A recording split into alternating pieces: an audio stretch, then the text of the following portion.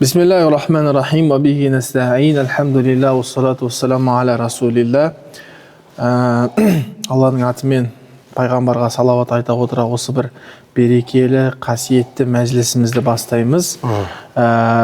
Бүгін құрметті бауырлар, құрметті көрермен, өздеріңізге жалпы қажылық туралы деп айтайық. Жалпы қажылық туралы айтпақшымыз. Қажылыққа немен артық, қандай сіздерге байлық бере алады, немесе бармағандардың жағдайы не болмақ деген сынды қонақ болып келіп отырған Нұр-Марак университетінің аға оқытушысы, доктор ұстазымыз Нұржан Смағұл ұстазбен бірге. Ұстаз, ассаламу алейкум рахматуллахи ва баракатух. Қалыңыз қалай, ұстаз? Уалейкум ассалам, жақсы. Өзің қалай? Не көресіз? Сіздің өзің күліп жатсың ғой. Күлу керек қой. Күлген жақсы дейді ұстаз. Сүннет. Пайғамбар қараған кезде күлесің дейді ғой. Ұстаз, жақсы. Қажылыққа бардыңыз ұстаз негізі? Қажылыққа барам. Бір рет бардыңыз. Умраға бардыңыз ұстаз? Умраға барам. Умраға бірнеше рет бар. Бірнеше рет. Қашан? Бір 3 жыл ма, 4 жыл ма? Қажылық туралы айтып беріңізші ұстаз. Жалпы айта беріңізші ұстаз, қажылық туралы. Қандай? Былай сөйтіп бастай береміз да сразу. Сөйтейікші ұстаз. В общем, шақырту алған кезден бастап айтыңызшы. Дайындық қалай болды? Мынау хабар келді ғой. Скоро ұстаз қажылыққа барасыз деген. Сол кезден айтыңызшы, қандай сезім? Мен өзім қажылыққа барып көрмегенмін. Білмейміз да ол сезімді ұстаз. Негізі бір күн бұрын қажылыққа хабар келетін алдында анық есіме жоқ, бірақ түс көремін да. Елбасы ма, бірдесе беріп жатыр маған ше. Бір күн бұрын. Сол ертең күндізінде уже маған звондап, сіз бесплатно ғой ше. Сізді қажылыққа жіберсек қалай болады анау деп. Біреу хабарласып тұр ертесіне. Тегіне. Я Алла. Болды деп. Сонымен келісіп кеттік негізі. Негізгі ощущение, егер сен қажылықты негізі былай қатты өзім прям дұғаларда номинально зікір қылып жүрмін деп айта алмаймын да. Бірақ әрбір дұға бұл негізі жүректе жүрген дұға ғой, қолымды қойып. Қажылыққа барайыншы деген бір болмады дейсіз? Жоқ, болды. Бірақ отдельно бір отыратындай дұға сұрап жүрмедім. Я Алла. Әрбір дұға негізі адамның жүрегінде жүрген нәрсе ғой негізі. Сон анау хадистер бар ғой, білесің ба? Кім салауат айтады, негізі оның дұғасы сұратқызбай-ақ қабыл болады деген сияқты, ішіндегі жүрген нәрсесі қабыл болады деген сияқты хадистер бар. Сол демекші, енді мен бұл жерде салауат айтып жүрген адам деп айтқым келіп тұрған жоқ, бірақ сондай нәрсе бар да. Егер Алла қаласа, сенің ішіндегі әрбір ойлап жүрген, тафаккур қылып жүрген нәрсең сенің дұға ғой негізі. Алла ішті жайда біледі. Ал-Құранның аяты бар емес па? Асирру қаулакум ау джару би, сөздерін іштен айтыңдар немесе сырттан айтыңдар. Иннаху алимун бизати судур, ол ішті жүректі көкіректі білуші дейді. Әла я'ламу ман халақа ва хувал алимул хабир мет. Сендерді жаратқан білмейтін бе деп. Сондықтан да сенің ішіндегі жалпы ойлап жүрген, аңсап жүрген нәрсең болатын болса, я бір дұға ретінде қабылданады деп ойлаймын. Сол мақсат сондай болды ма, кейін әйтеуір хабарласқан кезде сол қуанып атты. Сөйтіп қажылыққа барғанымыз бар. Бірақ енді қажылықтағы сезім бөлек сезім. Қажылық негізі машақат қой. Усул ғалымдар айтады. Сенді усул сабақтан бересіз ғой. Сонда беретіңіз бар болып тұр ғой. Ұстаздардан үйренгеніміз бар, алғанымыз бар. Сол усулда несе, мысалы, әрбір ғибадаттың несін көрсетеді, айыласын дейді. Хикметін болса айыласын дейді, не үшін деген сияқты. Сол кезде айтады, негізі мысалға келтіретін болсақ, иман бар ғой. Айтады, не ол, кім астыда жүрген? Таким не істейсің, Тағатыға сізмалы кіре берістің істейсіз қой? Усул фихта мынандай нәрсе бар да, Дархан. Сен естімейсің. Естімегем, иә? Машалла, енді ести көрек. Иә. Усул фихта мынандай нәрсе бар. Әрбір амалдың бір хикметі бар да. Мысалы, иман деген бар, иә? Иман. Біз иманды қалай береміз? Маъмурун бихи дейміз, иә? Маъмурун бихи. Иә, маъмурун, әмір етілген нәрсе, әмір етілген нәрседе Алла Тағала белгілі бір әмір еткен нәрсесі жақсы деген үкім алады. То есть Алла Тағала әмір етсе, демек ол жақсы деген нәрсе. Соның ішінде иманды әмір етілген нәрселерден, который оның жақсылығы өзінде, не болса басқа біреудің себебінен деп бөлеміз, білесің бе? сол кезде айтады, Құдыра ма? иә, иман жоқ olur емес, иман дейді. Иман Иә. әмір етілген нәрселерден, который ол иман жақсы әмір етілген себептен, бірақ оның жақсылығы затында болады дейді да. Мысалы, дәрет алу деген бар, дәретпен әмір етілгенбіз дәрет алуға, бірақ оның жақсылығы өзінде емес, ол намаз үшін болған себептен да. Енді иман өзінде дейді да. Осы жерде ғалымдар айтады, өзінде деген қалай деген кезде, өйткені ода таздық деген мағына бар дейді да. Алланы бар деп мойындау дейді да. То есть иман неге жақсы деген кезде, оның ішінде мойындау мағынасы бар дейді. Шүкрен мұнайым. Иә, ал мойындау неден шығады дейді? Мойындау негізі прямой ар жақта саған Алла Тағала қазіргі уақыттың өзінде қанша хайыр жасап жатыр ғой. Сол хайырды көріп, ал сол шүкіршілікке рахмет айту, сен Алла бар деп мойындауың дейді да. То есть сен Алла деп бар деп айтсаң, бұл шүкірмен сен Аллаға рахмет айтқаның болып есептеледі да. А кафара деген сөз білесің ғой, кеше айтып отырмын да, жамағатта кафара деген мойындамау деген сөз ғой, лұғауи тілдік мағынасы негізі мойындамау да ол. Кафир деген кезде негізі мойындамай тұрған. То есть саған қанша жақсылық жасалып тұр, сен тұрасың да, жоқ, маған ол жасап ешкім жоқ жасап тұрасың, мойындамау да негізі. Енді бұл жерде қарасаң, иманның хикметі бұл мойындау, шүкрил мұнайым. Саған жасап жатқан жақсылыққа рахмет айту тұрғысынан шығып тұр ғой, хикметі ше. Тура сол сияқты әрбір құлшылықтың өзінің хикметі бар дейді. Мысалы, ораза ұстайды ғой. Адам не үшін ораза ұстайды дейді да? Не хикмет ораза ұстаудың негізі? Қарун нәпс дейді. Анау ішіндегі нәпс бар ғой. Анау нәпсін түсіру дейді. А не үшін ол нәпсін түсіреді деген кезде? Өйткені ол зекет береді дейді да. Ыңғайлы болады сол кезде. Зекет беру үшін сенің нәпсіңді түсірмесең, ол сен зекет бере алмайсың дейді да. То есть сен оразаны ұстайсың, келесі сатыдағы құлшылыққа өту үшін ғой, зекетке өту үшін да. Бейсенбай жаңа айттың ғой. Зекетке өту үшін да. Енді айтады, зекет бұл не деген кезде, зекет хикмет не деген кезде, зекет Алла Тағала саған күнше қанша уақыт мал мүлік беріп жатыр ғой. Сол мал мүлікке сен оның рахмет айтуың дейді да, шығаруың. Сен, то есть саған қанша ризық беріп жатыр, сол сенің Аллаға рахмет айтуың, сол зекет шығаруымен дейді да. Тура сол сияқты Алла Тағала саған қанша денсаулық беріп жатыр ғой. А денсаулықтың бұл сен намазбен шығару дейді да. То есть зекеттен кейін намаз жүреді да. Енді неге намаз бірінші орын алды, зекет екінші орын алды деген кезде, өйткені денсаулық важнее, чем мал ғой, сондықтан намаз тұрады, зекет тұрады, и ораза тұрады дейді да, бәрі бір. Бірақ төртіншісі бар дейді. Неге мен осы жерде қажылықты айтпай кеттім да? Қажылықты айтпай кеттік. Негізі қажылық, тақырып қажылық қой. Қажылық мыналардың бәрінің бастауы ғой. Білесің ба, Дархан? То есть қажылық болмаса, былай келген кезде негізгі хикмет қажылық арқылы оның алдындағы ораза, зекет, намаз жеңіл болу үшін дейді да. Ол не деген хикмет деген кезде усул ғалым. Бұны усул ғалымдар айтып отыр. Бұны уағыз емес. Уағыз емес бұл да. Бұл ғылым. Усул ғалымдар айтады. Не ол қажылықтың хикметі дейді? Қажылықтың хикметі бұл тақуиятун нафс, то есть бана қоғыру нафс дедік па біз? То есть қажылықтың хикметі сені ораза ұстауға жеңілдету дейді да. Егер сен ораза ұстатқызып жіберсе, ар жағында ораза зекетке апарады, зекеттер намазға апарады дейді. Енді қажылық қалай ол сені ораза ұстауға апарады деген кезде, ғалымдар айтады, өйткені тәркул хуб, тәркул махабба дейді да. Яжаул инсаны қауиен дейді. Алла. Өйткені махаббат жақсы көретін адамды, жақсы көретін нәрселерінен тастап кетіп, комфорт деп айтсақ болады, сіз комфорт. Жалғыз өзің жүргенің дейді да, сені қуатты қылады дейді да. Алла. Құлшылықта қуатты қылады дейді. То есть сен ораза ұстауға жеңіл келесің дейді да. Ол қалай ол махаббат неге тастау деген кезде, сен қажылыққа шыққан кезде отаныңды тастайсың, отаның ішіндегі сүйікті мамаңды, папаңды, балаңды бәрін тастап тұрып, сапарға шығып бөлініп тұрып шығасың ғой. Алла. Сен сол кезде дейді махаббат, өзің үшін, олар үшін көп жасай алмайтын амалдарыңды сен ана жақта жасауға мүмкіндік туады дейді. То есть сол сенің ораза ұстауға қуаттайды дейді ғалымдар айтады. Енді демек сен бұл нәрсе бізде де бар ғой, мысалы ана не деп айтады ғой? Влюбленный хищник не хищник дейді. Уже кімді жақсы көріп қалсаң, сен уже қуатсызсың дейді да. Әлсізсің, ә? Әлсізсің. А сенің анау сол ғой идея негізі. Сен анау отаныңды, махаббатыңды бәрін тастаған кезде, сен уже не влюбленныйсың да, сен уже действительно жақсы дайынсың да, сен құлшылыққа. Сондықтан да бұл жерде мынандай идея, қажылық негізі сені қуатты қылады да физически. Сен оразаға дайындайды. Ораза тұрады да, сен зекетке дайындайды. Зекет тұрады да, ар жағында намаз шығарады да.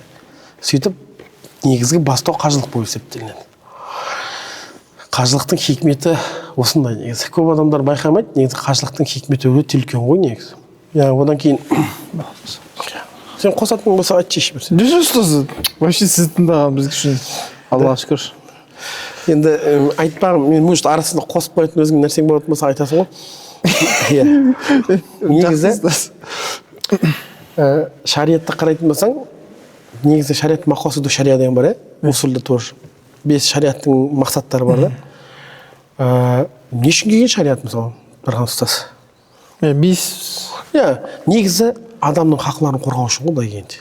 бәрі негізі бізге жақсы болу үшін ғой. Болды. То есть негізі бізге жақсы болу үшін келген. Сені біреу мал-мүлікті алып кетпеу үшін ұрлық жаза, қылмыс жазалар бар да. Сенің біреу намысың татпай кетпеу үшін, жаңағы біреу сені жала жапқан үшін тағы да қаралынатын құқықтық процесс бар да. Дұрыс.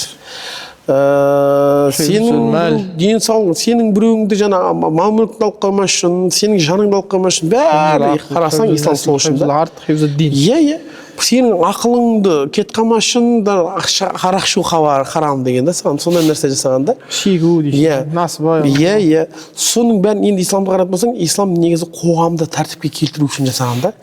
Негізі исламға қоғамның бейбітшілігі, маңыздылығы өте бір приоритеттегі мақсаттардың бірі ислам үшін. Сен бір адамға қарағанда. Даже не бар?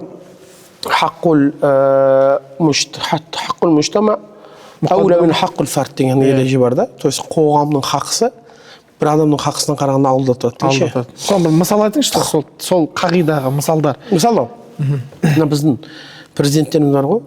Жүрген кезде Әл-Фараби жауап тастайды ғой. Әл-Фараби жауап, міне, актуально. Әл-Фарабиде не болса, көшелердің бәрін жауап тастайды ғой. Білесің, қандай идеядан шыққан? Қоғамның хақысы жалғыз адамның хақысынан жоғары деген. Бірақ бұл наоборот болып тұр ғой. Ана жалғыз адам. Президент жалғыз жүр ғой. Жалғыз жүр, бірақ қоғамның хақысы желеніп жатыр, көше жауап дегенде жоқ. Ол президент не үшін қойылған?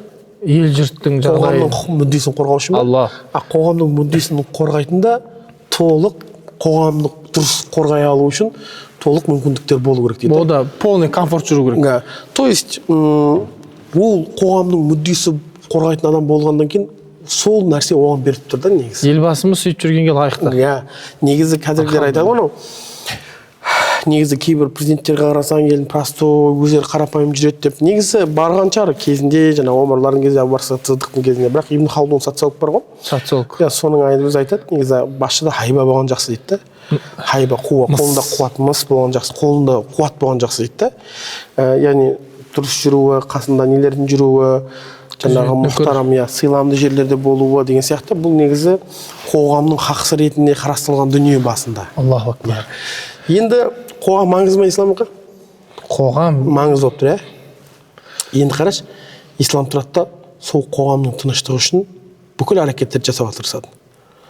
Ол қандай деген кезде, енді көптеген ережелер бар, нелер бар, анау тыныштық сақтайтын құқықтық нормалар бар, көп қой негізі. Анау жаңағы дін өкілі мен мұсылман емес бірге өмір сүретін болса, шартты нетеп орнына қою. То есть ислам үшін приоритетті негізі басты рөл тыныштық қой. Сол тыныштық үшін жасалатын әрекеттер көп та, солардың бірі және маңыздылығы ислам әрдайым мұсылмандарды бір жерде жинағысы келеді. Бір тудың астында. Бір ту дейсің ба? Бір тудың астында деген бұл бір мемлекет болып кету деген сөз емес, жалпы бір құндылық, ортақ құндылық. Сондықтан да исламды қарасаң, әрдайым бір жинағысы келіп жүреді. Мысалы, айт намаз дейді да, егер бәрін мешітте бір жинақ қояды. Мейрам кезінде. Жұма. Жұманың алдында 5 уақыт намаз. 5 уақыт жамағат намазда бір жинап тұрады да. Негізі сол үшін жамағат болған жақ артық. Хадисте сол. Не үшін? Өйткені ғалымдарымыз айтады да, жамағатқа келген сайын адамдар бір-бірін көреді, таниды да. Қоғам араласады. Бауырмашылдық. Мешітке қарап жүрсең, мысалы, мешітке келген кезде, ана мешіттегі бауырың саған ыстық болып қалған соншалық, сен кәдімгідей араласып кетесің онымен. Негізі сондықтан да ислам әрдайым бізде еще жамағат намазы, сунна муаккада болмаса уәжіптің арасында ихтилаф бар. Кейбір ғалымдар уәжіп деген негізі. Енді сен жамағат намазы неге уәжіп? Неге соншалықты?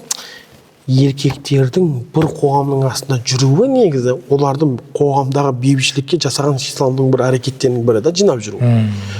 сондықтан да пайғамбар сонда хадис бар, білесің ба? Ұлы мактум анау көз соқыр сахаба келіп, алланың елшісі көзім соқыр еді, көре алмай жүрмін деген кезде мешіттің қасына жақын тұрасың ғой, келу керексің бәрібір де мешітке деп, жамаатқа деп ше. Пайғамбар ана хадисі бар, жамаатқа келмейтін сахабаларды көрген кезде осылардың бәрін мешітте бір дүние таратылып жатыр деп шақырып келіп, өзімнің орнына біреуді қойып кетіп, үйлерінің бәрін өртеп жіберсем ғой деп тұрып айтатын бар да, жамаат маңыздылығы да.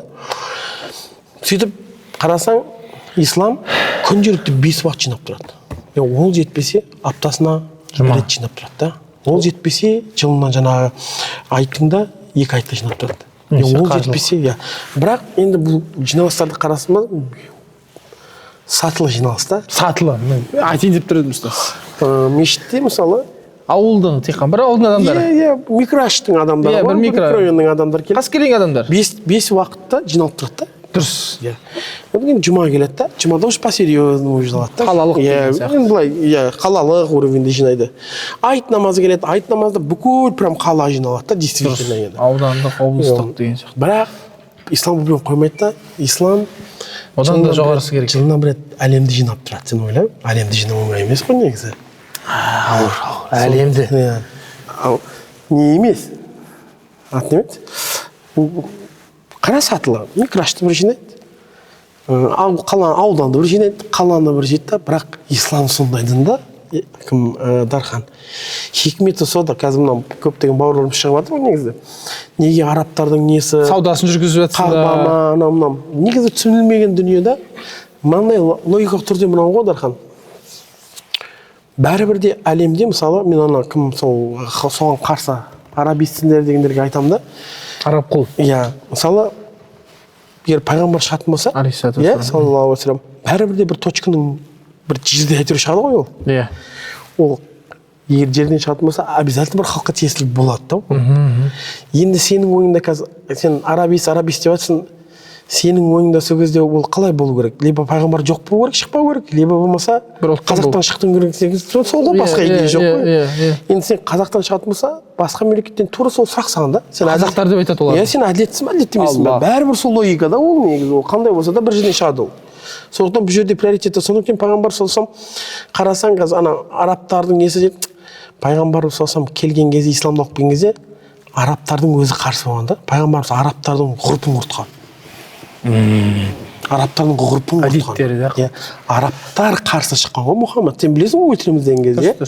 Сол кезде сен қанша сирада айтылмай ма? Сен негізі аталардың ғұрпына неге қарсы шығып тұрсың Мұхаммед деп. Қазіргі мен адамдарға таң қаламын да, сен арабистсің деген кезде, Мұхаммедке арабтар қарсы шыққан деймін да, сен арабты құртып жатсың деп. Енді сен қалай қазір Мұхаммедтің артынан ергендерге сен арабтарды қолдап жатсың деді. Пайғамбарымыз саллаллаху алейхи ва салламға арабтар ренжіген, сен құртып жатсың бізді деп. Логика дұрыс емес та. Логика дұрыс. Сол енді айтпағым, исламның құдіреті соншалықты әлемді бір жерде жинайды да. Оған бір белгілі уақыт тағайындалады, оған белгілі бір мекен бар. Ол уақыт білесің, ана 2 ай 10 күннің ішіндегі именно ана айт намазы бар ғой, соның алдындағы күн тағайындалып, бір күнде әлемді жинау деген өзің ойласай, бір күнде әлемді жинау дегеніміз бұл әлем мұсылмандарын жинау дегеніміз бұл уровень ғой бұл. Бір жерде тұрмайды, ол Арафаға барады бәрі. Мина, Мұздалифа. Ол да бар енді. Бірақ жалпы дегенім ғой, негізі исламның хикметі қоғамды мұсылмандарды бір жерде сақтау ма? Сен қараш, бұл әлемдік дін деген сол да, әлемдік дін, ислам, бұл бүкіл әлемнің мұсылмандарын ұлтына, дініне қарамастан бір жинау жатыр. Бір жинау жатыр да. Ол қандай? Әлемде басқа ағы бар, негірі бар, сары бар. Қандай әлемде басқа мемлекет бар оны істей алып жатқан? Жоқ қой. Дін деп айтайық та, дін. Жоқ қой. Сондықтан да бұл жерде үлкен хикмет та. Қажылық дегеніміз бұл кәдімгі баратын жер ғой. Баратын жер. Егер жағдайың жетіп баратын болатын болса, сен міндетті түрде баруың керексің. Ихтиляф бар. Жаңағы бізде усул фиқта құлшылықтар былай бөлінеді. Мұқойят біл уақыт, мутақанил уақыт. То есть құлшылықтар бар, уақытқа байлаулы, құлшылықтар бар, уақытқа байлаулы емес та. Мысалы, намаз уақытқа байлаулы ма? Намаз уақытқа байлаулы. Ораза уақытқа байлаулы ма? Миъяр, иә. Зекет уақытқа байлаулы емес. біреу тұрып енді бір жыл бар деген десе ол бір жыл шарты ол шарты. бірақ ол бір жыл болғаннан кейін саған зекет уәжіп болады ғой сен қашан бергің келсе де бересің оны сондықтан да өйстіп айтады қай құлшылықтар уақытқа байлаулы оның ода қаза деген болады дейді қай құлшылықтар уақытқа байлаулы емес то есть мына уақытқа дейін істеуің керексің деген нәрсе болмаса онда ода қаза деген болмайды. Осы жерде қажылықтың мәселесінде Абу Юсуф пен Мұхаммад деген екі шәкірті ихтилафқа түседі да мұтлақта мұқаятта бола береді деп пе? Иә, бұл жоқ, бұлар енді біреу айтады, шатаспасам кім айтады? Абу Юсуф айтады, негізі уәжіп болған кезде сразу орындаған дұрыс дейді да. Біреу Мұхаммад айтады, негізі келесі жылда орындаса, шатаспасам солай. Кешіктірсе болады. Болады. Енді бұл құлшылықтар алят тарахиде міндет болды ма, сразу барып жасаған дұрыс та, бірақ жасамасаң, ол осы жыл жасамадың ғой, саған қаза деп айтылмайды. То есть сен келесі жылда жасайсың, келесі жылда жасайсың, келесі жылда жасайсың, әйтеуір өлгенге шейін бір рет жасау керек. Асын қабірге кірген. Міндет та. Сондықтан қажылық қандай құлшылықта, енді Алла Тағала или болмаса әлем бір жерде жинағысы келіп тұр ма мұсылмандарды? Қинамайды да. Сен айтады, осы жыл болмаса да келесі жыл барасың, келесі жыл барасың, келесі жыл барасың. Даналық та хикмет. Одан кейін қажылықтың басқа құлшылықтардың ерекшелігі Дархан ұстаз, сіз білесіз. Өзімді көп сөйлеп кеттім бе негізі? Сіз сөйлеу керек болып тұрсыз ғой? Да. Мысалы, бізде намаз мұсылман, намаз оқымай қайтыс болса да, мойнында намаздар кетеді ғой? Біреу барып өтеп бере ала ма? Жоқ. Оразан біреу өтеп бере ала ма? Ихтилаф бар, оған? Жоқ, ол фидия. Фидиясы. Жоқ, ол өзінің мойнына фарыз, намаз оқып бератып, ауырып, потом қазасын өлмей, неткен өсиет қылып кеткен да? Өсиет қылып кеткен. Фидия ретінде болады, бірақ біреу тұрып, мен ораза ұстап берейін десе бола ма? Жоқ, болмайды. Болмайды. Әлел фард. Негізі зекет те болмайды. Мен оның зекетін төлеп беремін десең де болмайды да. Өйткені ол тәмлик өзі болу керек та. Өзінде болу керек. Тек қажылық болады. Алла. Сондай. Тек қажылық сен просто барасың. Біреудің орнына өтеп бере аласың. Өтеп бере аласың. То есть қажылық мұсылмандарды жинау важно ғой, короче. Өлі болсын, тірі болсын. Сен қалдырмайды ғой, сен бар по-любому дейді да. Өлі болсын, тірі болсын. Алла. Сондықтан да көп жағдайда сол сен қажылыққа бару бұл негізі ислам үшін өте маңызды нәрсе. И одан кейін біз мынандай нәрсені ұмытып бара жатқан сияқтымыз қажылықта. Қажылыққа барған кездегі пайғамбарымыз саллаллаху алейхи жүрген жерлер, ана Кағбаны алды отырсаң, ана жерде бір оқиға болған, ана оқисың ғой сираларда, мына жерде мына еткен, мына жерде пайғамбар сөйткен бүйткен. Ана прям неужели пайғамбар жетті дейсің, мына жерде ше? Мынау естіп жүресің, неужели мына жерде болды пайғамбар? Неужели мына жерде болды деп.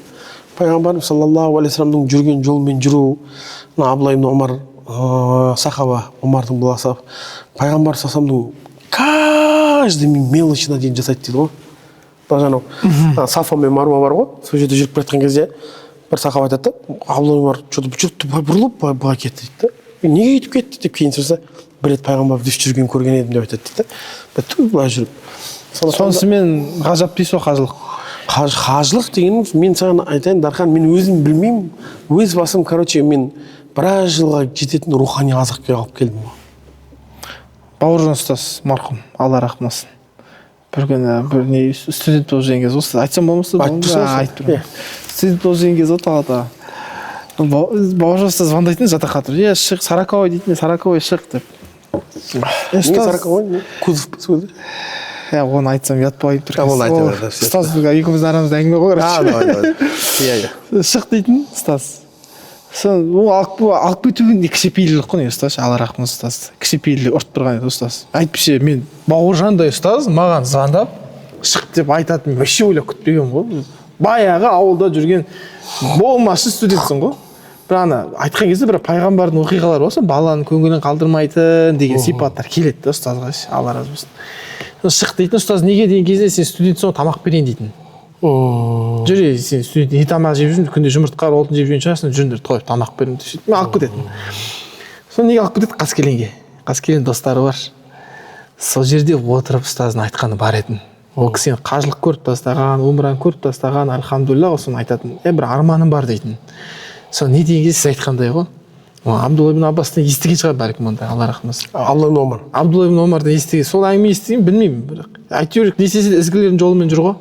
Сол айтатын маған, бір күні дейтін, мен енді барған кезімде дейді, пайғамбар алейхиссалату вассалам Меккеден Мединаға қалай хижре жасады, дәл картаны алып, кітаптарды алып, полный сол сипатпен. То есть мысалға сәуір үңгіріне дейін барған кезде қалай барды? Жаяу барды ма, жүгіріп барды ма?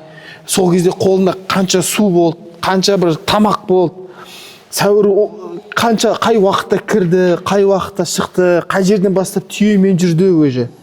Қай жерде тұрып жаңа су ішті деген оқиғалар бар ғой. Қасыңа тек қана біреуді ғана болды. Яғни пайғамбар алейхиссалату вассалам Абу Бәкірмен жүргендей.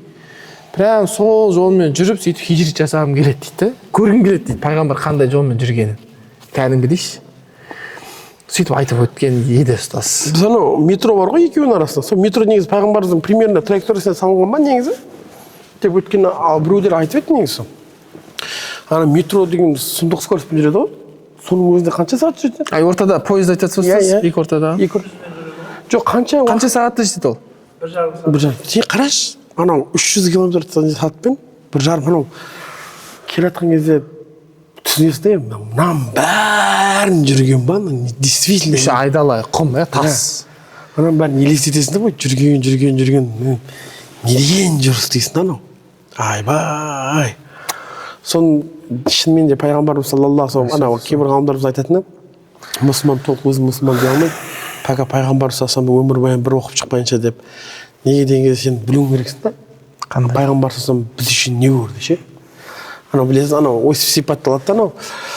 Пайғамбарымыз енді дін таралып жатқанда ең пайғамбар жариялаған кезде ғой. Сонау бірінші басы қанау не іздейді, поддержка іздей бастады ғой, білесің ба? Мен пайғамбармын, анау разный тайпаларға кіріп. Тапа қоғам. Негізі қажылықтың бір ерекшелігі, бұл қажылық, который исламның алдында да жазаласып бара жатқан дүние ғой, құлшылық ше. Бірігу бар ғой. Бар. Ибрахим. Ол кейбір сипат өзгерген, бірақ негізі ол бұрыннан бар да ол негізі. Сол қажылық маусымдағы сияқты әр жерден адамдар келіп, Арафаның тұсына жақ бар ғой. Сол Муздалифа жаққа қарай палатка егіп маусымда жатады да. Пайғамбар сол маусымды күтеді екен да, бірінші пайғамбар келгенмен. Әрбір тайпаға кіріп, мен пайғамбармын, маған қолдау көрсетесіз, ана мединақтарға жолығатын артында. Мына мединақтар сондай жолыққан ғой негізі. Ансарлықтар, ансарлықтар. Сөйтіп келген ғой негізі бәрі. Сөйтіп бәріне сол кезде анау кітаптар сөйтіп береді анау. Пайғамбар да Алланың елшісі да. Бірақ ондай бәріне кіріп жүрді анау. Көмектесесіз анау. Кейбіреулер прикол ұстап жібереді. Сен ба деп анау. Кейбіреулер бүйтіп жібереді, үйтіп жібереді, анау шығады дейді пайғамбар. Қайтадан барып, қайтадан келесіне кіріп, соның бәрін көрген да анау пайғамбар саллаллаху алейхи ва саллям. Соны қарасаң, ненің айналасы сол Мекке, анау көресің ана жерлер ше. Жиналу бар. То есть айтпағым жоқ, ол жерде барып шынымен де пайғамбарсын көрген қиыншылықтары, әсерлері, ол деген басқа нәрсе ғой. Мен өзім негізі білмеймін, бірақ мен бір рет барған кезде қажылыққа ғой. Барғанда осындай идеямен бардым, пайғамбарды мен көру керек түсімде деп ше. Көрдіңіз? Көру мен қанша күн, 15 күнге болып па қажылық. Күнде салауат айтамын, күнде ниеттеніп жататынмын. Полюбім көрім. Неужели бір көрмеймін?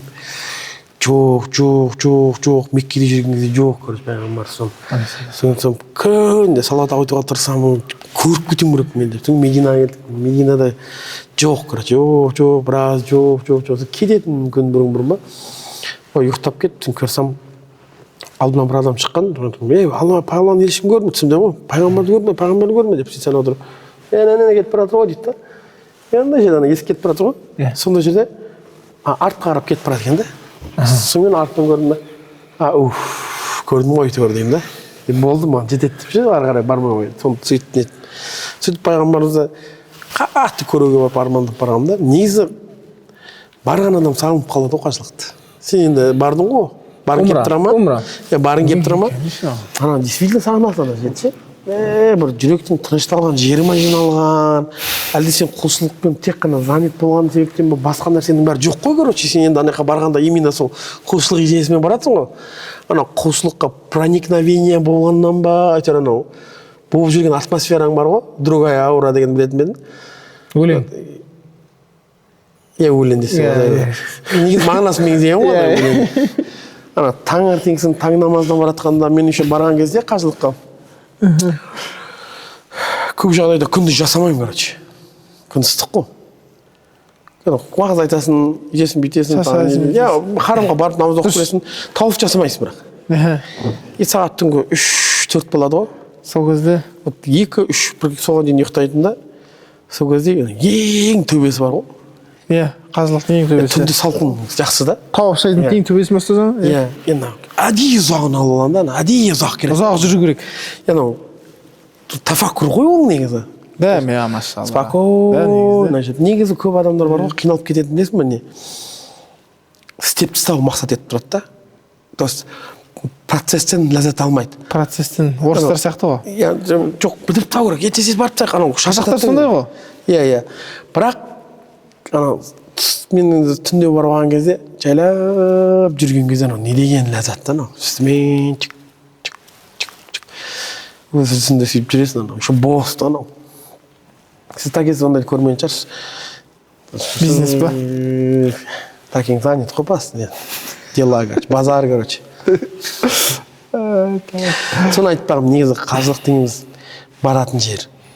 Осы бір сұрақ қойсам болады ма? Қойып Сіз негіз диссертацияңыз неге байланысты? Шәкәрім атамыздың Алла рахмет болсын. Ол жерде енді по-любому Абай атамыз туралы да айтылады. Солардың өміріне, несіне бір оқиға бар ма ұстаз? Айтайын деген, тәңіршілдер, дін бұзарлар айтатын, біздікі емес, анау мынау деген сияқты. Бірақ оны біз айтып жүрген сол олардың да сеніп жүрген бабалары қандай болған деген әңгіме. Қажылыққа қалай барған біздің қазақтар? Бізде қажылыққа негізі, мен айтайын, қажылыққа баяғыдағы аталарымыз кәдімгідей барған ғой. Міне, жауап. Кәдімгідей барған. Иә, анау прям жолға шыққан ғой, дайындалғанша. Біз анау Құнанбай атамыз бар ғой. Құнанбай атамыз негізі 2 попытка жасады деп келеді. Біріншісіне барып қайтып келді деймін сондай. Бірақ екіншісіне барып жолдан да. Екіншісіне, короче, бұлар баяғы заманда қалай қажылық сөйтіп келеді кітаптарда ше. Баяғы заманда қажылық жасаған кезде қоштасып, үйдегілермен, елмен қош келе өлімге кетіп батқан. Өйткені сен как минимум 800-900 жылға кетесің ғой сен ол жақта ше. Алла. Өйткені сен мысалы кейбір мынандай моменттер болады, сен барам дегенше жолда неше нәрсе ғой. Сен именно қажылық біткен кезде жетесің да сен. Қажылық біткен кезде жетесің. Я, не істейсің сен?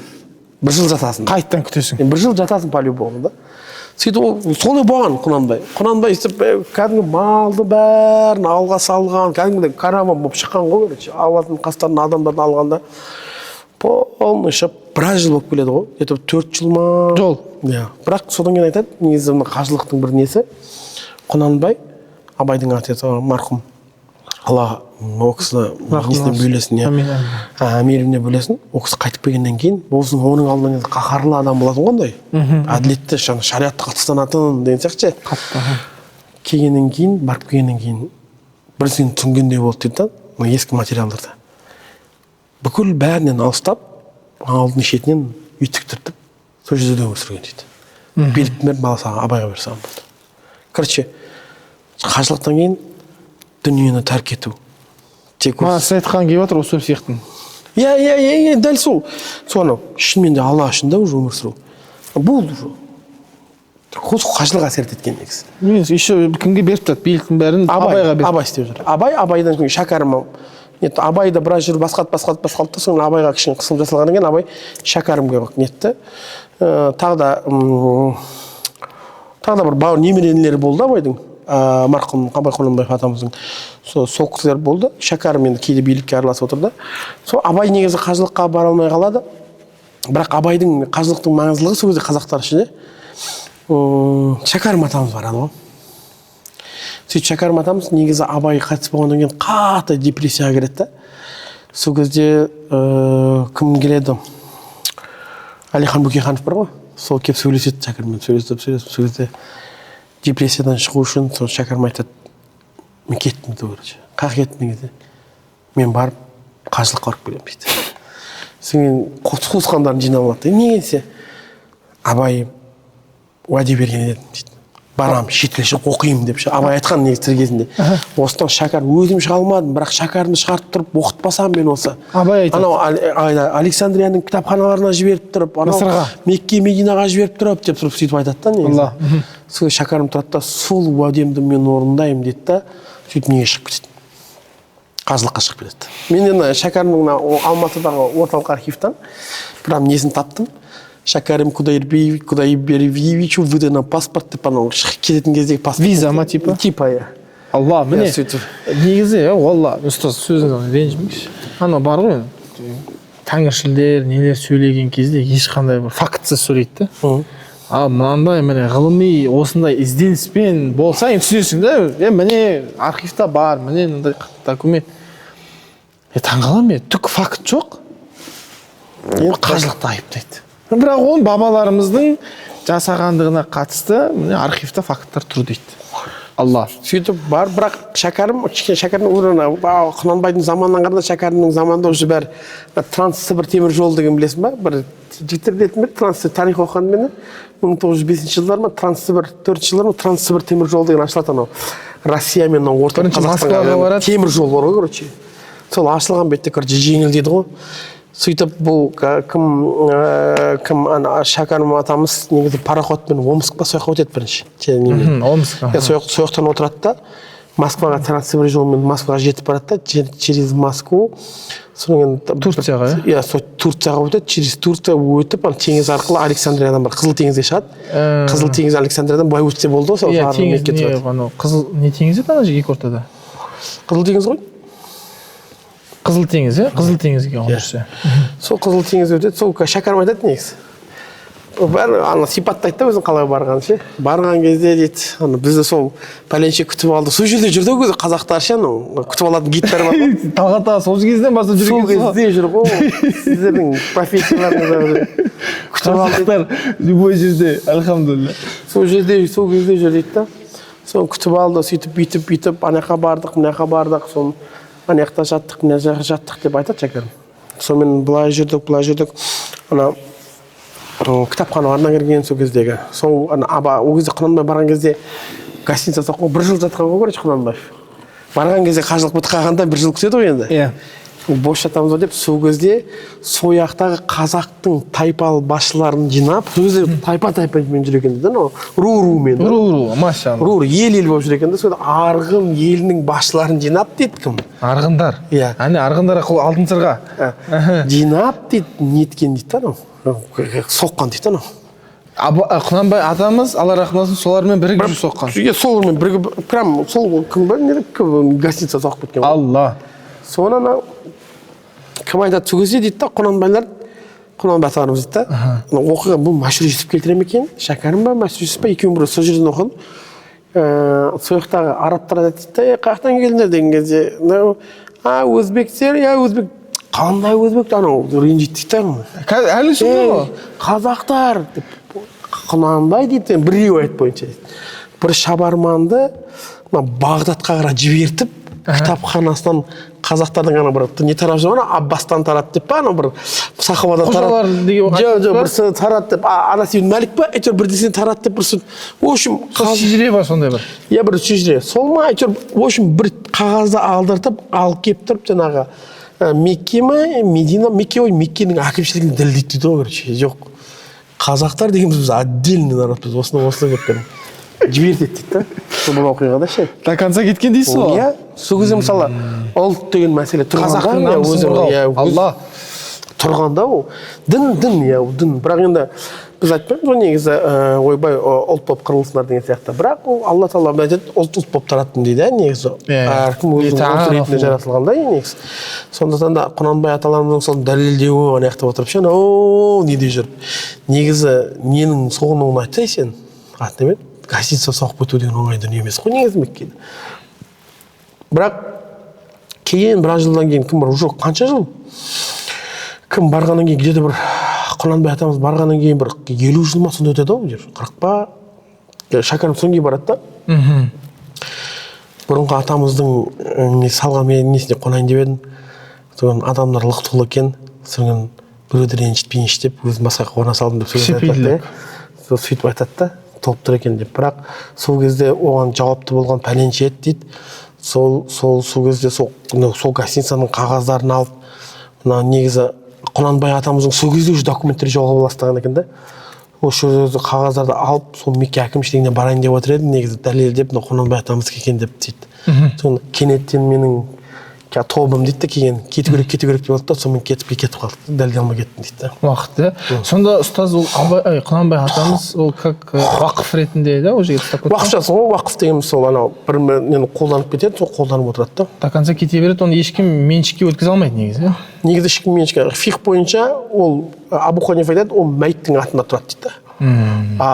Сохибан айтады, екі шәкірт айтады, негізі ол мал тірі адамға байланысты болу керек дейді да бір. Анау мәйітке байланысты. Біреу по-любому жауапты болады деген сияқты. Деген сияқты бір ихтилафтар бар. Бірақ енді бұл жерде айтқым келіп жатқаны сол біздің негізі ғалымдарымыздың не болмаса ата-бабаларымыздың қажылық пен мәдениеті тарихы өте үлкен ғой. Мен саған айтайын, сол кезде Ресей империясы ғой. Негізі қазақтарды құртуға, нетуге көп күш амалдасқан ғой. Сол кезде бағдарламалардың бірінің ішінде мынандай болған, қажылыққа апаратын жолды қиындату керек деген да.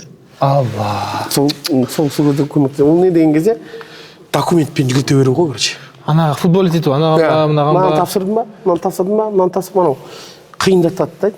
Қиындатқан кезде шоуда қиын болады дейді. Даже ғой анау патрульдарды жіберген, өздерімен жолмен кетеретіндерді сабап отыратын да ше. Ол рихлә кәдімгі шарты бізде қажылыққа барудың. Зәда мен рихлә емес пе? Иә, зәда анау шаман жету деген сияқты. Егер сен жол амандықта болатын болса, баруға болады деген сияқты бұл қажылықтың шарттарына. Соны айтпағым, негізі қазақтарымыздың біздің қажылық пен мәдениеті өте үлкен. Өте зор. Біздің негізі алаш қайраткерлеріміздің көбісі қажылықта болған негізі. Бәрі өтеген, бәрі емес, бірақ көбісі өтеген. Былайша айтқанда, қазіргі өзім ойлаймын негізі, ана қазір атеистер, тәңіршілер жүр ғой мынау қазір. Анау шығып, мынау шығып, кейбіреулер жатады да, ойбай көбейіп жатыр. Ештеңе көбейіп жатқан жоқ, иманы бар адам ғой. Кім алданып жатыр дейсің да? Мысалы біреу барып, Алла бар екеніне сеніп жүрген болатын болса, жайдан жай бар, Алланы ұмытып, Алла жоқ деп айтып кету қиын ғой негізі, сам по себе. Сондықтан да қазіргі жасалып жатқан суреттердің өзі, анау ойбай атеистер көбейіп жатыр, үйтіп жатыр, бүйтіп жатыр. Ол бар нәрсе ол. Ол и так та болған да ондай нәрсе. Керісінше да маған айтқандай, бұл исламды популяризация жасап жатыр деп ойлаймын мен негізі. Айта берсін ислам туралы. Адам исламды біреу жамандап жатса, бұл ислам неге жаман екен деген адамдар да болады ғой. Барып көрейінші барып тексеріп деп. Барып келіп исламға кіреді. Популяризация деген, аны білесің бе, черный пиар деген бар ғой? Черный пиар. Черный пиар анау жаман атпен шығарады, бірақ бұл әйгілі болып кетеді да. Сөйтіп айтады адам. Фрида дейді, жұма. Сол сияқты сен маған айттың ғой, Алла қаласа исламды кәфірмен де көтеріп қояды да негізі. Атеистпен де көтеріп қояды. Жалпы қазір нені ашып қалсаң, интернет желісін, сен айтасың ғой ана, қазір ислам обсуждениеда кәдімгі дейді. Актуально ғой ислам. Қазір тақырыптарды қарайсың, кәдімгі ислам актуально ғой қазір. Біреу жамандап жатыр, біреу даттап жатыр, біреу қорғап жатыр. Кәдімгі тақырыптық бүгінгі күндердегі тақырып қой ислам. Күнтізбелік тақырыпта. Бұл негізі исламның популяризациясына алып келмесе, әйтеуір қандай жолмен болса да, мейлі ол черный пиар болсын, мейлі ол мақтау болсын, әйтеуір бірақ исламның дамуына мен өзім ойлаймын, үлес қосып отырды. Сондықтан да атеист тәңірші бауырларымызға рахмет айтқым келеді да негізі. Айбет ол негізі жасап жатқандары. Ол мына жақтан бір істеп жатырмын деп ойлайды да, негізі мына жақтан мұсылмандар көбейіп жатыр да. Иманы қуатты болып жатыр. Аналарды көрген сайын мен қанша бауырларды көрдім да негізі. Неге сплоченность қой қазір, бірігіп. Маған қанша адамдар өзі телефонмен шықты, ұстаз танысайықшы, аналар кімдер, кәдімгідей бауырмас болып жатыр қой короче. Солардың кесірінен. Иә. Алхамдулилля. Сондықтан да ол атеист тәңіршілерге Алла разы болсын деп айтып келеді енді. Разы болсын онда қалай? Рахмет айтқым келеді. Исламға дамуына үлес қосып жатқандарыңызға үлкен. Ол кісілер ойланып бір күні оларды дінге келеді. Кеп қалатын шығар иншалла. Бірақ енді бізде уақыт болмай жүр ғой қазір исламды нетуге ше. Ана популяризация етуге ше. Шәкірттермен жүріп браттар бар да жасап жатқан енді негізі. Сол кімдер тәңіршілер, атеистерге рахмет айтқым келеді. Бір кім бар ғой сіз? Абдулла Жолдас ұстаз болды бізде үлкен. Абдулла Жолдас. Сіздер осы оны жолыққансыз?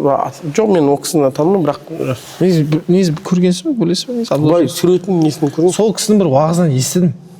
Осы бізде енді прям ол кісі қалай айтты, сол жеткізе алмай шығамын. Бірақ енді несі мынандай мәні ше ұстаз. Біздің кезінде қазақтың жерін тарихтан Дешті Қыпшақ деп айтады. Қыпшақтың жері деп айтады біздің жерді ұстаз. Сол Дешті Қыпшақ жерінен тарихта ол кісі айтып отыр, жеткізіп неге жаңағы Меккеге сол арнайлап жаңа сіз айтқандай Құнанбай бабамыз секілді қажылыққа барған екен. Кәдімгі бір делегация жинап, бір топ. Ол хан. Ол сол кездің ханы, сол жерде. Қай хан екенін білмеймін, бірақ сол қара ханиттердің ішіндегі хан, қателеспесем, Алла рахымдарын алсын. Сол кісі қажылық жасап бәрін бітірді дейді ұстаз. Сөйтіп барып жаңа енді кері қайтып бара жатады ғой. Енді негізі қажылықтың амалдардың бәрі Меккеде, Мединада пайғамбар алейхиссалату вассалам зиярат етуден басқа нәрсе жоқ қой негізі. Мединада тек қана пайғамбар зиярат ету, әйтпесе Медина бармайсыз ғой негізі. Соны ана хан дейді, патша дейді, кеп тұрып мен пайғамбарға амандаспай шықпасақ ұят болар деп, пайғамбар алейхиссалату вассаламға амандасуға бұрылады екен. Бірақ ана өзінің полный делегациясын сендер жүре беріңдер деген, біз кіріп шығайық деп. Соны кетіп бара жатқан кезде ана кісі қайтыс болып кеткен екен. Алла рахмет етсін, уақыты болып қайтыс болып кеткен екен. Енді жаңа қасындағы кісілер мынау мәйіт қой, сүйекті қараса Мединаға келіп қалған, уже енді Мединаға апарайық деп Мединаға барса дейді, жаңа ғажап нәрсе. Медина жұрты прям имаммен ана кісіні күткен дейді ғой. Имаммен ана кісіні күтіп, мана біздің жақтан келген патшаны алып, кәдімгі ел жұрт болып, барлығы Медина жұрт болып намаз оқып, апарып қарасу үшін қабырғасы қойған дейді. Кәдімгі қабірге көміп сөйткен дейді да. Соны біздің келгендер соны сұраса, сол Абдулла ұстаздың уағызынан ол кісі айтады, ана жерден сол Мединада сол кезде имамның түсіне пайғамбар кіріп алейхиссалату вассалам өзі айтқан дейді. То что осы қазақ жері болғанда енді осындай жерден бір патша келеді, нетеді, умрасын жасады, қажылығын жасады, нетті, маған сәлемдесу келе жатыр, бірақ ол маған жетпей қайтыс болып кетеді деген екен. Сендер енді сол Медина жұртын бәрін шығар, бәрін соның жаназасын оқыңдар деп, жаңа пайғамбар өзі қай жерде қалай жату керек екен қабірін сызып берген дейді да пайғамбар алейхиссалату вассалам. Сөйтіп жаңа имам бүткіл ел жұрттың бәрін жинап күтіп алып тұр дейді да, сол пайғамбардың түсіменші. Мысалы тарихтан сондай бір Абдулла Жолдас ұстаз мәлімет жеткізеді. Тоже мысалы бабамыздың жаңа айтқандай байланысты деген сияқты. Қатты таңғалдырды ол қалар осы ұстазға деген сияқты. Ұстаз енді бір сұрақ. Қазір айтсам қалай? Сол сұрақпен бітірейік, иә? Бітірейік, иә? Вот, мен құптаймын. Иә. Көп болып кетті. Мен ұстазына қалай айтсам екен, ұлы сапарға тегіннің лимиті бітті да, короче. Тегіннің лимиті бітті да. Қақ айтайық па ұстаз? Иә. Еш нәрсеге қарамай. Иә. Айтайықшы онда. Ұстазынан айтайықшы. Енді мені қойған біз емес қой енді. Иә. Біз емес, біз тек айтып беру үшін отырш. Ой алла. Қойған ғой ұстаз. Свет жағып қойған ғой. Иә. Ұстаз мынандай бар. Жалпы Құран сататындар бар. Жалпы енді қазір сататындар көп қой. Иә. Сол ой алла, талғата уақытын қарамай тұрып кестейін деп. Қой, осымен бітті деп қойшы. Осымен тоқтатайық деп. Ұстаз, жалпы енді былай айтайықшы. Құран аяттарын пайдаланып, пайғамбардың хадистерін пайдаланып, немесе пайғамбарды пайдаланып, қажылықты реклама жасайтындар бар. Жалпы хадистен пайғамбар айтқан, жаңа барсаң, мына қажылық пен мына қажылықтың ортасындағы нәрсе кафарат, анасының жаңа деген сияқты бір маркетингтік ходпен пайдала отыра сату да, жалпы бұндай нәрсе. Не, ой, қалай ұстаз? Дархан, мынандай нәрсе бар да. Ла сауаба илля бин ния деген қағида бар. Ла сауаба илля бин ния. Ла сауаба илля бин ния. Әл-умур бил-мақасид деген ереже бар да. Бил-мақасид. Шаруалар мақсаттарға байланысты болады деген. Бұл кез келген мысалы Ибн Джайм бар ғой, соны ашбаху ва назар еңбегі осы қағидадан бастайды. Яғни ла сауаба илля бин ния. Адамда сауап болмайды егер тек ниетпен болмаса деген. Сөйтіп бұл жерде көптеген ниеттің құлшылықтағы қанша фарз бар, не жаңағы муамалат бар ғой, никахта қаншалықты важно, бәрін кіріп шығады да. Сол жердегі мынандай мубах амалдар бар деген бар, мубахат деген. Мысалы, адам тамақ ішкен кезде қаншалықты ниет важно, мысалы, егер оның тамақ ішудегі мақсаты менің денем намаз үшін қуатты болсын деген болса, оның үшін сауап беріледі деген сияқты нәрселер бар тақырыпта. Сол кезде жалпы сол оқығаннан мынандай общий ой түзіледі да. Тархан бір адамның ниетіне байланысты. Ниетке байланысты. Егер бір адам тұрып пайғамбар саллаллаху хадисін айтып тұрып, рекламаны жасап тұрып, елдер шақыратын болса, бірақ ниеті шынымен де мұсылман үмметім барсын, парызын орындасын деген жанашырлықпен Алланың разылығы үшін екеуінің ғана арасында болып жатқан бір шынымен де мәміле болатын болса, әркім өз ішінде біледі ғой не бар екенін, дұрыс па? Онда приветствовать етеді деп ойлаймын. Енді қаражат мүмкін сол жолына несіне кішкентай алатын шығар. Бірақ егер сен өзің бизнесің жүрсің, ақшамен десең, сен ешқандай Алланың разылығы точно бір жоқ сенде. Мақсатың кейде даже бауырларымыз алданып қалады. Басы дұрыс сөйтіп бастап та кейін өзі қалай ақша үшін жасап жүргенін білмей қалады да. Сөйтіп жүрген адам болатын болса, әбден пайғамбарымыздың атын қолданып тұрып ақшаға шақыратын болатын болса, негізі ол өте төмен әрекет деп ойлаймын негізі. Ана бізде айтады ғой, қалай еді аят? Ла тактасибу саманан қалилан. ла таштари ва ла таштари би аяти саманан қалила. Біздің аяттарымызбен, өте арзан нәрсе сата алмайды. То есть біздің аяттарымызбен болмашы нәрсе сата алмайды. То есть Құранды не болса, пайғамбардың сүннетін өзіңнің бизнестік нәрселеріңе қолдану бұл қиын негізі. Қиын да. Маркетинг үшін, реклама үшін. Сондықтан да бұл жерде ниет қой жаңа. Ниет. Көп адам ниет. Бәріне топырақ шашамайсың, бір адамда шынымен действительно қызмет шығар. Болған бар шығар бір сондай бір біреу бір действительно бір. Құрттың сол бәрі Талғат. Талғат аға енді өз ішін біледі ғой. Біледі. Ұлы сапардың директоры. Маған айтады ғой, мен қазақ ел үшін қызмет етемін. Алла. Сөйтіп айтты кешен әрі күні ғой. Алла. Бір тиын пайда жоқ деді ғой маған. Да? Мен білмеймін, мен рас өтірігім, бірақ пайда жоқ деді. Алла. Сондықтан соған қарағанда ұлы сапар жақсы сияқты. Жақсы сияқты ма? Бірақ Алла біледі енді. Сондықтан соны айтып жатқаным, негізгі мақсат ниет қой. Ниет. Қалай ниет сол. Бірақ жаңағындай қолдануға болмайды негізі. Бір сұрақ қойсам, қалай дейсіз? Давай. Бола ма? Жақтыртпай кәдімгідей. Да, через не хочу болса да жауап береріңізші енді. Мынауға не дейсіз тас? Бармай жүргендерге не дейсіз? Бәрі бар. Вот я сол. Идеально бәрі. Ақша деген шүкір, негізі переживание жоқ дейді. Ақша бәрі бар. Бірақ ешкім қажылыққа бармайды деген сияқты ше. Қазақтар сондай дей ма? Иә, сөйтіп. Талғат аға айтып отыр ма? Иә, Талғат аға. Соны айтып отыр енді. Бармағандарға мен айтамын, нендей өкініш деймін да. Біріншіден ол фарз амалынан қалып қалып жатыр. Екіншіден ертеңгісін сөйтіп жүріп өліп кететін болатын болса оның сұралынуы бар да. Үшіншіден бұл қажылық деген мүмкіндік емес па? Бізде не дейді? Қажылыққа барып келсең, күнәларың бұрынғы жасаған күнәлардың бәрін кешіресің. Баладан, анадан туған сәби сияқты болсын деп ше. Күнәларың кешіру. Төртіншіден, анаяқтан рухани сен моральдық тұрғыдан қуатты болып келесің ғой. Ана бір действительно ше анау тұнып келесің да біраз нәрсені. Анау бір танысым бар еді, айтып қажылықтан келген кезде жан-жағыма қарап, мынау бір қалай жүр мынау деп сөйтіп айттым деп. Қажылыққа бармай қалай жүр дейме бәрі? Барып кеп, енді ашық-шашық жүреді ғой. Мынау қалай деп сөйтіп. Бірақ қажылықтан келген адам моральдық иманы ғой көтеріліп тұрған. Бір-екі айдан қайтадан соған состояниеге кіріп аласың дейді да. Сол айтпағым сол негізі қажылықтың сондай бір пайдалары көп та. Бару деген адам баяғыда мысалы аталарымыз шаршап анау жерге бармайды ғой бекер болса. Құнанбай надан емес дейсіз ғой? Бізде мынандай не бар да, қарашы. Егер біреу тұрып, біз ана ораза ше, тайын жасамаса, не тайын деймін, Рамазан айының оразасын, фарз оразасын ұстаймын деп айтпаса да құрып просто ораза ұстаймын десе фарз болып түсе береді ғой, намазандық бола береді. Намазда болмайды, зухр намазында, зухр намазда, намаз оқимын болмайды, жоқ сен қай намаз оқып жатқаныңды білуің керексің дейді да. Ал неде қажылықта дейді да, біреу тұрып ниет қылмай, анда қайын фарз ба, нәфіл ма қажылық ше, просто шығып кетсе дейді да, ол фарз болып түсе ма, әлде ол нәфіл қажылық болуы мүмкін да, андай фарз мойнынан түспейді, сен нәфіл жасап келген болуы мүмкінсің да. Сол қайсысы түседі деген кезде, егер вообще ниеті конкретно определять етпей, бірақ құлшылық жасаймын деп кетіп қалса, фарз мойнынан түседі дейді. Неге өйтіп апардық деген кезде, өйткені енді адамның ақылы ақымақ емес қой.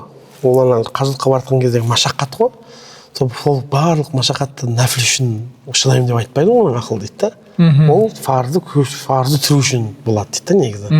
Жолға шыққанның өзі дәлел дейді, оның фарзымен деген дейді да. Сол айтпағым негізі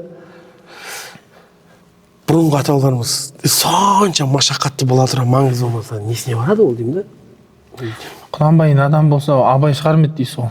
Иә, енді жалпы мысалы барғанда да сен айтасың ғой енді машақат қой действительно сен қарашы 4 жыл 5 жыл как минимум жоқ боласың да сен 4 сағат ұшып барудың өзі кәдімгі проблема екен ғой да. ол да бар қазіргі уақытта бірақ проблема емес қой бірақ сен қарашы баяғы заманда да не деген да адамдар барғанда Аллахым я Рабби. сондықтан да қажылық маңызды деп ойлаймын мен сондықтан исламның бекерден бекер 5 Столб. қазақша Рүкін.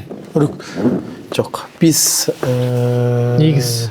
5 негізден бірі емес қой Емес қой? то есть 5 бостан босқа емес қой Бостан босқа емес. Тұруында бір 5-дің біреуісінің болып кіруі ол маңызды да еще анау қажылықтың 5-ші болып кіруі ол маңызды да дұрыс па тәке университетте ана ұстаздардан естігенім бар еді. Университет ұстазы қай ұстаздан естіген ұмытып тұрмын. Бағлан ұстаздан ба, Ерғали ұстаздан бір естігем. Соны ана айтып жатыр да. Типа не бар ғой ұстаз ана екі ортада. Ибрахим алейхиссаламның әйелі мен баласын Сафа Марва. Иә, сол Сара анамыз ғой. Ажар анамыз ба? Ажар анамыз. Ажар анамыз, Сол ұлына су тап, ұлына Исмаил алейхиссалам су таппай екі ортада жүгіреді ұстаз. Жүгір. Сол амал, сол нәрсе қажылықтың несі өзі уәжібі, Умраның уәжібі тоже, ұстаз. Умраның уәжібі. Яғни рукн ма? Умрада болу керек па? Умра сол не емес пе сол? Таваф пен Сафа Марва емес пе? Иә, сосын анаяқта ол, анаяқта да уәжіп, ол? Анаяқта ол уәжіп, бірақ рукн емес. Рукн емес, айтайын деген, типа, мынандай бір хикмет айтады да, ұстаз, жақындатып. Енді ол тауқифи нәрсе, бәлкім біз ақылымыз оны жетпейді, бірақ енді түсінікті болу үшін жеткізеді, что бұл жерде қарасаңыздар дейді, даналық дейді, бізге қазіргі актуальный кезде мынау қыз балалар біздің құқығымыз тапталады, біздің граница, қыздарға сол кәдімгі маңызды ғой.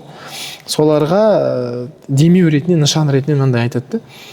То, что қарамайсыздар ма дейді да, исламның қыз баласына қалай көңіл бөлгенін бір Ажар анамыздың бір амалы қазіргі таңда миллиардтаған мұсылмандардың жасайтын нәрсесі болып қойды. То есть бәленбай мұсылман сол бір қыз баласының жасаған нәрсесін жасап жүр дейді. Қазір Сафа Марва, сіз барған кезде Сафада Марвада жүруі бұл кәдімгідей белгі емес па дейді. То, что Алла тағаланың қыз баласының орны қандай ерекше екендігіне көрсетудеміз деген дейді. Әдемі. Аллахумма салли ва негізі енді қажылықтағы әрбір амал бар ғой. Өзінің вайбы бар негізі. Вайбы маша. Кәдімгідей өзінің несі бар да. Вайб деген сөз негізі осыған арналған ғой ұстаз, Иә.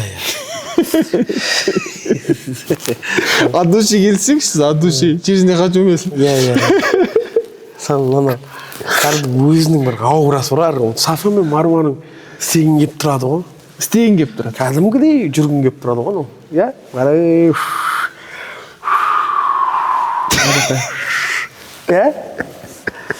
Ана мені тавафта жасаған кеп тұрады ше? Таваф? Иә, тавафта жасаған кеп тұрады. Айналып, ана қағаға қарай берген келеді, Ана қағаға қарай берген келеді. Шынымен бір басқа бір дүниенің заты емес сияқты да? Иә, бір басқа бір қарай, не деген свет басқаша қойып тұр. Свет басқаша қойып тұр ма? Не деген зат дейсің ғой, короче, Сен неужели мен мынаның арасында жүрмін дейсің ғой. Адамдардың арасында бар ғой. Даны қағбаның қасында жүрмін ғой деген ощущение бар да аяқта. Сен нешеде адамды көресің, Соны бизнес деп айтатын не дейсіз, көп екен. Арабтың бизнесі. Енді Аллаху алам, бірақ мен негізі қаншалықты ояқтан бизнес ақша тауып жатқанын мен білмеймін. Мысалы, былай қияс қыла аламыз, біреулер бүйтіп қияс қылған көрген. Допустим, дейді, мысалы, не елі бар? Туристер көп барады, мысалы, Малайзия дейінші. Болмаса не тағы? Малайзия ма, аралдар бар, Гавайи ме? Айта бер. Сондай бір анаяққа бар, неге мысалы, мына мен Малайзияға да бәленбай барып жатыр, қазағыңда несінде, неге мысалы оны айтпайсыңдар, неге қажылықты айтасыңдар деп қияс қылады да екен. Ол да жақсы идея негізі. Дұрыс қой енді. Әркім өзінің несі ғой, действительно негізі. Қазіргі уақытта андай болады. Неше соғырынша неге мектеп соқпайсың? Соқшы ішсің мектеп, неге әңгіме айтып отырсың? Қазіргі актуальный Вьетнам екен. Мен мешіт соға берейін, сен мектеп соқ, сен сөйлеме да. Неге мешіт соғасың деп, сен соқ. Сен де, мысалы, Грузияға баратқан кезде мен үндеп жатқан жоқпын ғой дейсің ғой. Сондай ғой әңгіме. В общем, жақсы не әңгіме болса да. Мен негізі соңғы кезде кайфап мен ана аналитиканы жүргізіп, кәдімгі қарап жүрмін ғой қазір. Аналитика? Ана атеистер мен таңершілерге действительно рахмет негізі. Кәдімгідей популяризация ислама ғой. Мен негізі кәдімгі көтеріліп келе жатыр негізі исламнан ше. Деңгейіміз. Кәдімгі өзіміздің сира, немізді кітап, хадистерді оқып кеттік қой. Бәріміз білімізденіп кеттік. Аллах. Қанша таралып, бәрібір елдің аузында жүрсе ше, ислам жаман, ислам жаман, ислам жаман деп жүрсе де бар ғой. Ол исламды қарайды ғой бір неге жаман деп ше. Дұрыс. Ол бәрібір де ол популяризация ислама. Сондықтан мен айтқым келеді. Молодцы, ребята. Тәңіршілдер, Дальше жалғас. осылай жұмыс жасай берейік. Тоқтамаңдаршы, пожалуйста. Тоқтасаңдар болмай қалай деп тұр да, тоқтамаңдар. Олар арқылы біз білімді боламыз. Аллаху акбар. В общем, кедергі болмаса қиын ғой. Кедергі болмаса дамиды. Всегда да солай. Ешқандай кедергі болмаса, ол құрдымға кетеді. Бір жалап. А кедергі болатын болса, ол дамиды да. Қиындық кездер батырлар да келеді дейсің. Я тяжелое время порождать великих людей деп. Әне? Великий людей. Осы тоқтата, иншалла. Болмайды, сұрақ болды. Тегіннің лимиті бітті. Тегіннің лимиті білді. Бір сұрақ. Сіз мәселе онда сұрақ қойшы. Өзіңнің бір сұрақ деген әңгімелерді. Жақсы, онда былай бітірейік сіз. Бітірейік. Не сұрақ?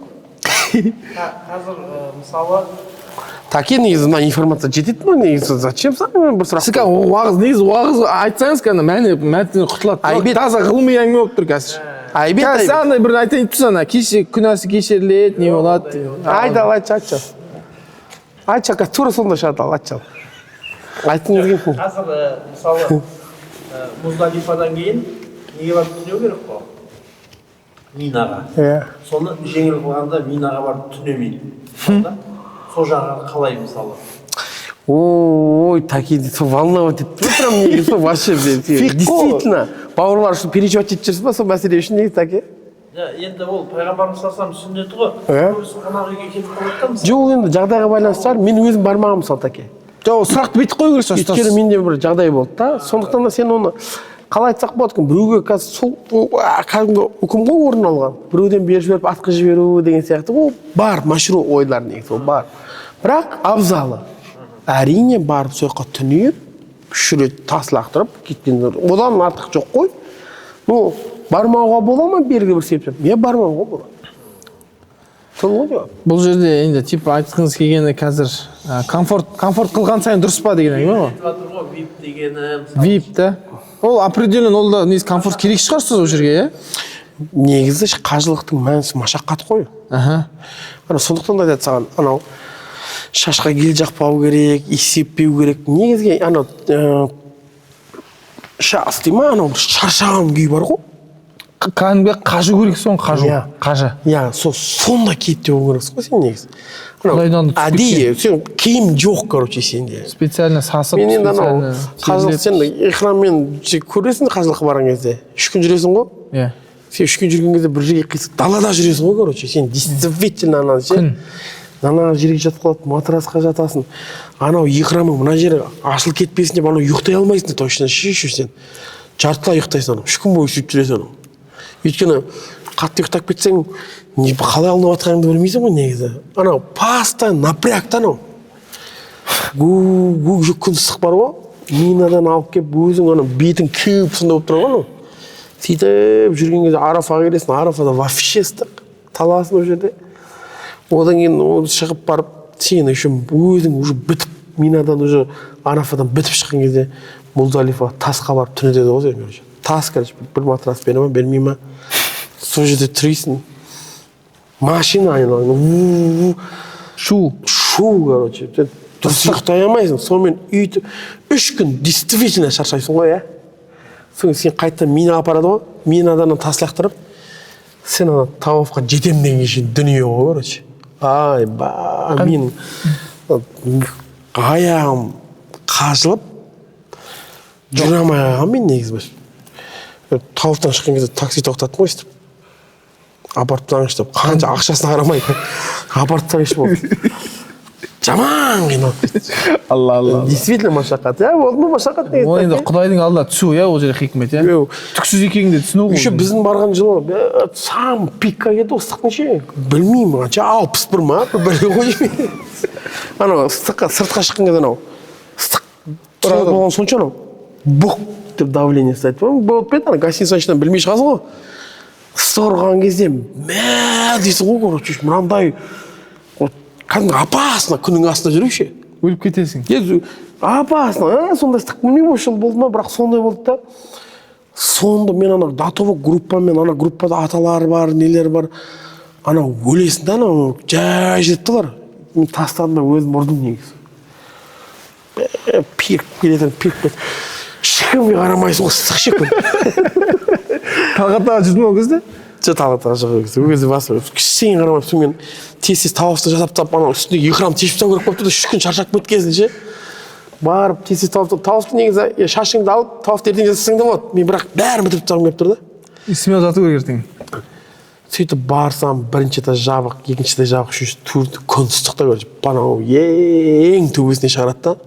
Ол бана түндегідей кайф емес. Көлеңке жоқ. Көлеңке вообще жоқ қой. Еще астыңғы круг көбейе береді да олай. Анау бір круг 2,5 километр ма сондай, иә? Бір круг 2,5 километр жүрсің, 7 круг жүру керексің бар. Сөйтіп шаршап келесің ғой. Конечно. Айналып келесің, анау примерно ана төбеңгі не деші? Ең жоғарғыда бар ғой. Астыңғыда жасыл тұрады ғой, анау осы жерден бастады, осы жерден бітеді. Ана жерде төбесінде жоқ та ол кезде. Ана бірақ бір кран тұрған артында не салатқан ше. Сол кранды белгілеп қойды. Мына кран екен ғой примерно басы. Айналып жүріп келеді. Жылжымайды ғой кран орнына ше. Жүріп келеді. Біраз жылжымайды ғой кран ше. Ана действительно алыс. Өшік бағасың ғой. Анау кім? Африканецтер бар ғой. Демалып жүр ғой, телефонмен сөйлесіп. Ана сондай ауа райы керек болып тұрды ана барға ше. Үйренген ғой. Африканецтер бар ғой. Мен ана көлеңке ана зәмзәмдар тұрады, көлеңке ше. Соның қасында отырып ана не дейді? Африкадағы, Мадагаскардағы ана водопойдың қасына келеді ғой, хайуандар сияқты ше. Сондай отырсам, маяғымда тағы бір-екеулер отырады, Азиядан келгенде ше. Шушып отырамыз, ана барып кетіп баратады. Сөйтіп мен жасап шық өлдім, күйдім, шығып барып гостиницаға әрең жетсем, бір досым болды, Хусни деген кіреберістік не ғой, диван өшіп отыр да, естіп ше. Деп, Хусни не болды десем, сөйлесе алмайды ғой деймін. Күн ыстық қой, короче. Не болды десем, тауып отырып келдім десем, өшіп қана, анау тауып өтіп келген адамның өшіп еді анау. Жоқ дейді да. Не болды? Сөйтсем, оған аяқтан келатқан ғой бәрі де. Сөйтіп келатқанда бір коляскада бір апаны көріп қалған ғой, короче. Ана апа жоғалып қалған, короче. Тауып жүр, тілі де басқа келді, арабта емес, короче. Бангладеш па бір бөлек. Тауып бер деген ғой, короче, бір десемші. Анау, короче, коляска күн ыстық қой. Колясканы алғанда еще анау грейдер ғой, короче, коляска жүрмейтін десін ба жол? Жүгірек айналмайды. Біраз жүрген ғой, қасында екеуміз болғанбыз басында. Ана қасындағы жігіт действительно өшті дейді ғой. Мен кете беремін деп айтты ғой, короче. Шыдамаймын. Мен жол. Яны навысқа тырысқанда до конца іздеп, апарып кесем өшіп отыр ғой, естіп. Сөйлеспейді адам. Жақсы. Сөйтіп отыр да. Алла. Сол негізі сам по себе машақат негізі кайфта еді ғой. Қажылыққа негізі бармасаңыздар баруға кеңес беремін, жағдайлары жетіп тұрсын. Нәсіп болсын иншалла баршамызға. Қоштасайық, иншалла. Жақсы, құрметті көрермен, бауырлар, ағалар, мына жерде отқан көрермендер, баршаларыңыз Алла разы болсын ұста сізге. Бүгін құдайға шүкір зал полный. Бүгін зал что-то асты үсті бәрі толып кеткен, машалла. Сізге де ұстаз алтын уақыттарыңыз, алтын білім. Сіз не сөздер, ведущилар алысып отыра ма өткен Нұрсұлтан ұстаз еді?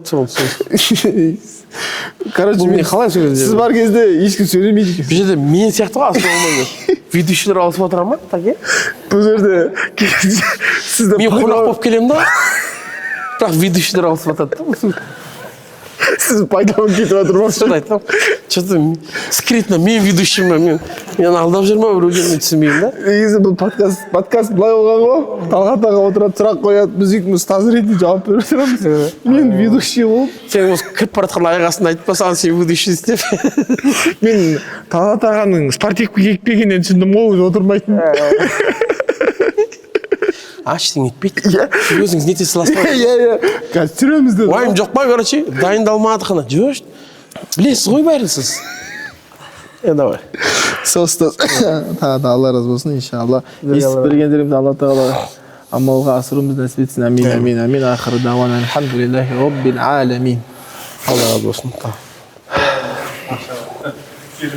Вот таким вообще маған енді бір-екі ай әңгіме айта алмайсың сен маған вообще.